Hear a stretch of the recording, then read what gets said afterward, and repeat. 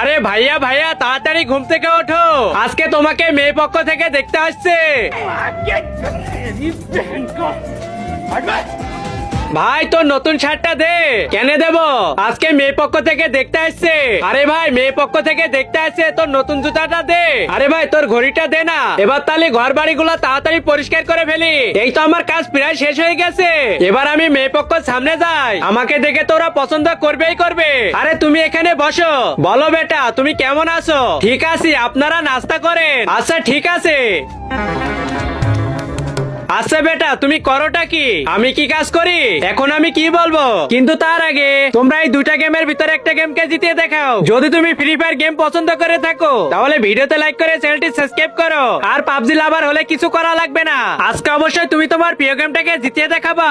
আমার ভাই গরু চড়িয়ে বেড়ায়, শালা গরু চড়িয়ে বেড়ায়, ওর সাথে নাকি আমার মেয়ের বিয়ে দেবো? থাক তুই।